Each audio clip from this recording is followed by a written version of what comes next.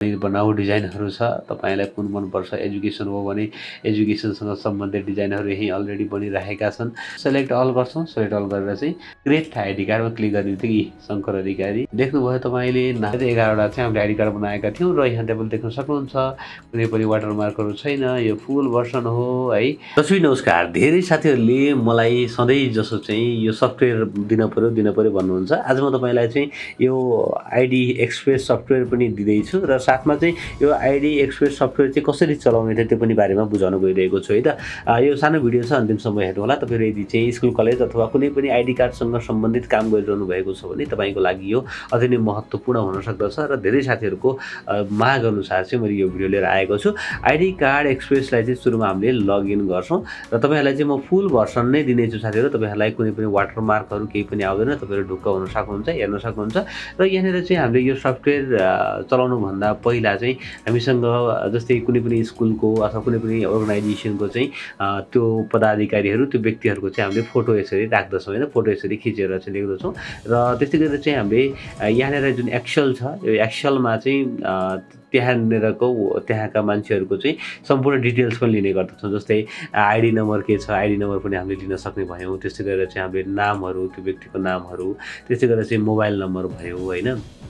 त्यसै गरेर चाहिँ एड्रेसहरू होइन त्यसै गरेर चाहिँ जेन्डर अथवा चाहिँ के हुन्छ होइन त्यो चाहिँ हामीले त्यहाँबाट लिन सक्ने भयौँ साथै चाहिँ हामीले चाहिँ डेट अफ बर्थहरू अथवा चाहिँ त्यहाँनिर के डिटेल्स राख्ने भन्नुहुन्छ यहाँनिर भएका नभएका सबै चाहिँ तपाईँले चाहिँ के गर्न सक्नुहुन्छ त भन्दा लिन सक्नुहुन्छ र चाहिँ मैले यो एउटा खाली थियो कलमलाई मैले हटाइदिएँ र चाहिँ अब सुरुमा म तपाईँलाई के भन्न चाहन्छु भनेदेखि तपाईँले फोटोहरू खिचिसके पछाडि तपाईँले चाहिँ यहाँनिर मजाले लेख्नुहुन्छ होइन त फोटोहरू खिचिसके पछाडि फोटो नम्बर लेख्नुहुन्छ फोटो नम्बर सुइँ यहाँनिर टाइप गर्नुहुन्छ र टाइप गरिसके पछाडि यो फोटो नम्बर चाहिँ कसरी लिङ्क गराउने त त्यो व्यक्तिको जस्तै शङ्कर अधिकारीकै फोटो एक नम्बरको चाहिँ फोटो मेरै हो जस्तै यहाँनिर तपाईँले देख्न सक्नुहुन्छ यहाँनिर एक नम्बरको हेरी यो फोटो मेरो हो होइन यो शङ्कर अधिकारीको फोटो मेरो हो होइन कति धेरै हाँसेको फोटो आएको रहेछ केही छैन यो फोटो मेरो हो तर यो शङ्कर अधिकारी भएको आइडी कार्डमा यही फोटो आउनु पर्यो भनेर चाहिँ यसलाई कसरी लिङ्क गर्ने त हो त्यो पनि म तपाईँलाई बुझाउने छु साथसाथै चाहिँ तपाईँहरूलाई सजिलै एक क्लिकमा चाहिँ सरल आइडी कार्डहरू कसरी तयार गर्न सकिन्छ त आज म त्यो सबै बुझाउने छु सुरुमा चाहिँ हामीले के गरौँ भनेदेखि यसरी चाहिँ सबै कुराहरू हामीले टाइप गर्नेछौँ है त टाइप गरेर सबै लिएर आयौँ रेडी गऱ्यौँ र यहाँनिर फाइल एक्सेल एउटा फाइलमा चाहिँ टाइप गरेर र सेभ गऱ्यौँ है त अब यसलाई कन्ट्रोल एस गरेर सेभ गरिन्छ सेभ गरिसकेपछि यसलाई मैले डिलिट हटाइदिएँ र चाहिँ फेरि सफ्टवेयरमा गएर चाहिँ हामीले चाहिँ यसलाई चाहिँ ओपन गऱ्यौँ ओपन गरेर चाहिँ तपाईँले हेर्न सक्नुहुन्छ सजिलो छ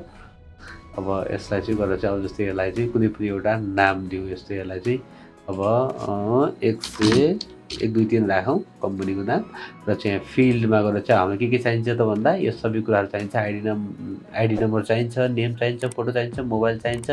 इमेल चाहिँदैन एड्रेस चाहिन्छ जेन्डर चाहिन्छ टाइप चाहिँदैन क्याटेगोरी चाहिँदैन बर्थ डेट चाहिन्छ र चाहिँ यो तलको अरू कुनै पनि चाहिँदैन अब हामी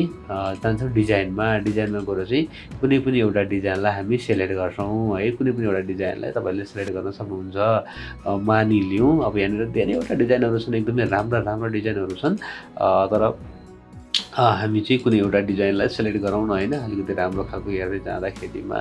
यही अटोमेटिक बनाऊ डिजाइनहरू छ तपाईँलाई कुन मनपर्छ एजुकेसन हो भने एजुकेसनसँग सम्बन्धित डिजाइनहरू यही अलरेडी बनिरहेका छन् होइन त्यस्तै गरेर चाहिँ अरू विभिन्न चाहिँ अर्गनाइजेसनहरूको चाहिँ डिजाइनहरू यही बनिरहेका छन् हस्पिटलसँग सम्बन्धितहरू सबै यहाँनिर अलरेडी बनिरहेका छन् होइन ओके म एउटा कुनै पनि एउटालाई चाहिँ म लिन चाहेँ जस्तै मानिलिनु ल म अहिले यही लिन्छु ल होइन यही लिन्छु र यसलाई चाहिँ म अलिकति एडिट गर्न मन लाग्यो मलाई अब एडिट गर्दाखेरिमा अब यहाँनिर चाहिँ तपाईँको यहाँ कम्पनीमा भयो भने यो सबै जे पनि उहाँहरूले राखेको छ यो पुरानो कम्पनीहरूले यो सबै आउने भयो तर हामीले चाहिँ के गर्छौँ भने यहाँ डाटामा क्लिक गर्छौँ कम्पनी होइन हाम्रो डाटा भनेको हाम्रो चाहिँ जे चाहिँ हामीले राख्ने हो त्यो चाहिँ जुन हाम्रो एक्सेलमा चाहिँ यहाँनिर छ नि ID number name photo mobile यो छ नि हो यो मात्रै चाहिँ हामीले आओस् भन्ने चाहन्छौँ हामीले फोटोको ठाउँमा यो फोटो अलरेडी सिलेक्टेड भइरहेको छ अब यहाँनिर चाहिँ हामीले यसलाई चाहिँ अनलक गरेर चाहिँ यहाँनिर हामीले नामहरूलाई चेन्ज गर्न सक्छौँ यो त लोगो रहेछ लोगोलाई तपाईँले यसलाई हटाएर चाहिँ हामीले हाम्रो आफ्नो लोगो राख्न सक्छौँ यसलाई कुनै समस्या नै भएन